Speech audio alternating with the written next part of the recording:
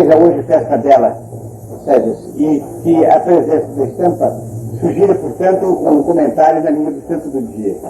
E não há coisa que eu faça com mais bom grado do que um Santo do Dia a respeito de Nossa Senhora.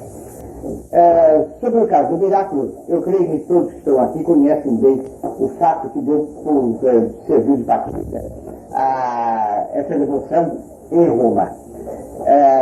No uso de Nossa Senhora das Graças, se não me ocorresse a ideia de fazer uma tentativa de fazer com os senhores, com base nessa imagem, em ambientes, costumes e civilizações, procurando exprimir os imponderáveis que há a propósito da imagem e ver até que ponto esses imponderáveis correspondem ao que sentem os mais velhos e os mais moços. Sumariamente, uma descrição da imagem, para pôr um pouco em ordem as ideias antes de fazer a análise da imagem, dos efeitos produzidos pela imagem. O senhor tem aqui Nossa Senhora vestida à maneira do tempo de sua existência terrena, como se vestiu a senhora no tempo de sua existência terrena. Quer dizer, uma túnica grande, uma capa. A capa é azul celeste, que é a cor de Nossa Senhora.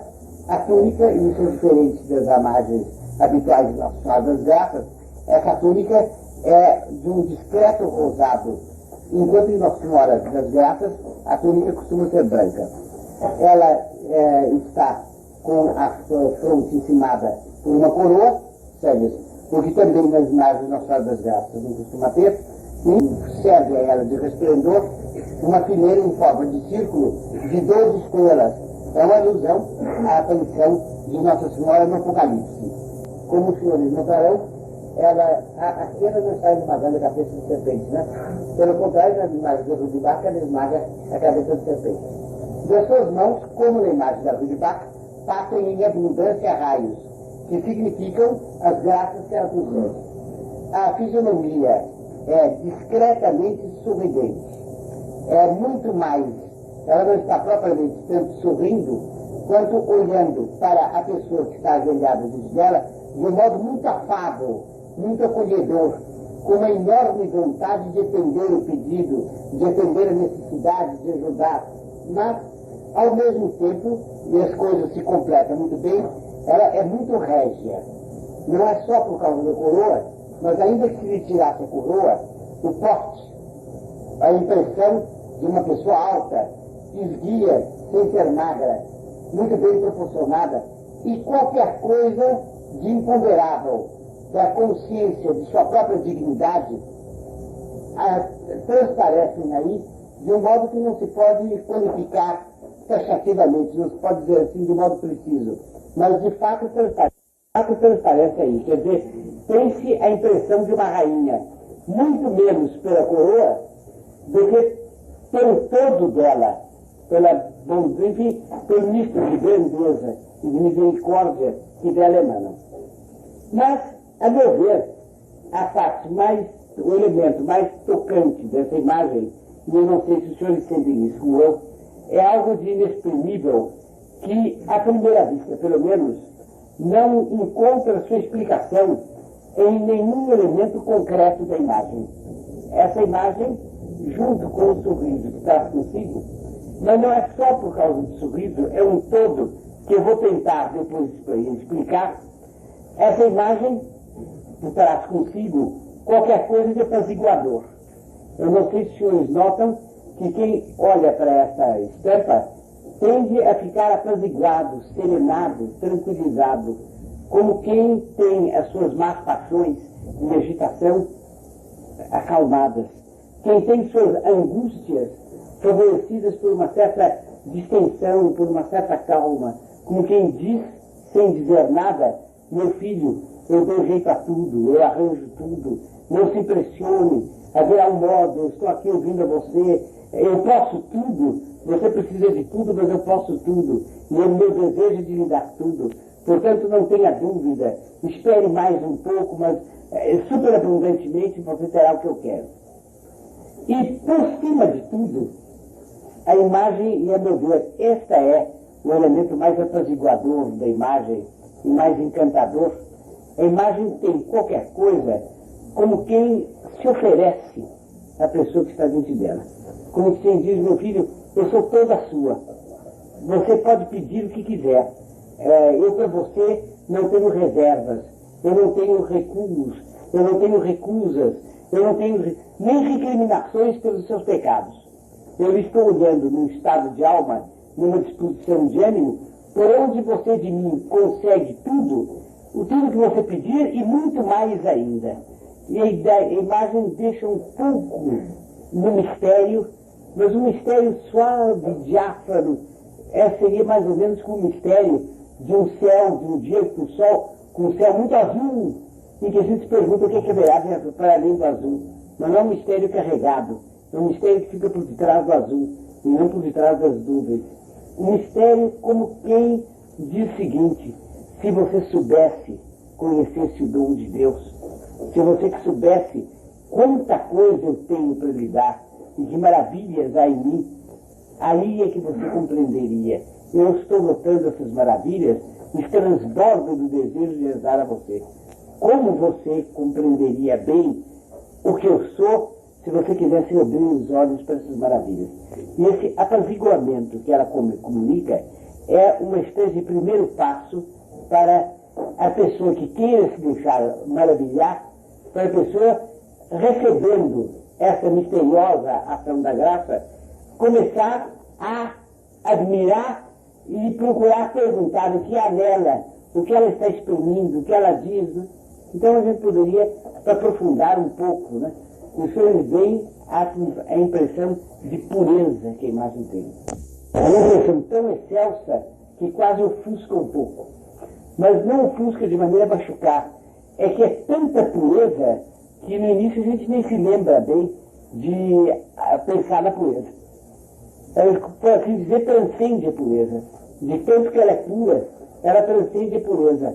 Mas, contemplando essa imagem, não é só dizer que o homem admira essa pureza, mas algo da figura, da estampa, algo da imagem lá e da estampa aqui, lá é um quadro, né? E da estampa aqui, comunicam algo do prazer de ser puro. Fazem compreender que se muita gente tem a ilusão de que a felicidade está na impureza, muita gente, pelo contrário, possuindo verdadeiramente a pureza, compreende a inefável felicidade que a pureza dá. Perto da qual toda a felicidade da impureza é lixo, e é tormento, e é aflição. Não sei se os senhores notam, ela está inundada de felicidade aqui. Mas essa felicidade é inseparável da pureza dela. Outra coisa é a humildade. Ela está aqui como rainha, mas quem não vê em toda a atitude dela que ela faz a abstração de toda a superioridade dela sobre a pessoa que reza diante dela. E que ela trata como se fosse, não digo de igual a igual, mas como se fosse uma pessoa que tem proporção com ela. Como nenhum de nós tem. E não só nós, nenhum santo tem proporção com ela. Ela é completamente fora de proporção em relação a todo mundo. A atitude dela é como se abstrai e se coloca assim, tão acessível, tão no mesmo nível. De outro lado, também, a gente percebe que se aparecesse nosso Senhor Jesus Cristo, ela estava toda feita para se ajoelhar e adorar. Não há nada nela que contenha uma repulsa a reconhecer o que é de mais alto. Pelo contrário, uma alegria, que maravilha, apareceu quem é mais do que eu. E a gente está vendo desde já o ar elevadíssimo de ela olhar para aquele que é filho dela e ao mesmo tempo infinitamente mais do que ela. Debaixo deste ponto de vista, nela há, entre outros traços, eu não quero simplificar o quadro, o panorama, nela há, entre outros traços, o prazer, uma comunicação do prazer da humildade, do prazer da despretensão. Os senhores olham a cara que tanta gente faz olhando fotografia do jornal, pescoço esticado, olhos agitados, para querer aparecer. Aqui a felicidade inefável da despretensão. Do outro lado, a felicidade inefável da pureza. Diante de um mundo que o demônio vai arrastando para o mal, pelo prazer da impureza e pelo prazer do orgulho, comunicarmos esse prazer da despretensão e o prazer da pureza é nos chamar a si suavissimamente, sem pito de recriminação. Mas como quem diz, meu filho, você não se lembra dos tempos primitivos de sua inocência? Você não se lembra, antes de você ter pecado, como é que você era? Você não se lembra que havia coisas dessas em você? Eu lhe ofereço isto, eu restauro. Aqui está. Abra-se para mim, olhe para mim, eu lhe dou isto. Venha! No caminho que conduz a mim, só existe perdão, bondade e atração. Venha logo. Não é difícil a gente estabelecer uma relação desses dois traços com a Contra-Revolução. Apresentada aqui, não no seu aspecto belicoso de Nossa Senhora enquanto esmaga a cabeça da serpente, mas no seu aspecto materno, enquanto ela procura tirar pelo sorriso das garras da Revolução aqueles que a Revolução vai vitimando. E, dessa maneira, fazendo uma altíssima obra de contra-revolução. É uma verdade que um espírito que se deixa impressionar por essa imagem, que se deixa influenciar por essa imagem, que o espírito nessas condições fica sumamente propício à admiração, fica sumamente propício a admitir a hierarquia das coisas mais altas sobre ele, sumamente propício pela sua própria dignidade a querer que todas as coisas abaixo dele estejam em hierarquia também. É uma coisa inteiramente evidente. Veja pelos olhos.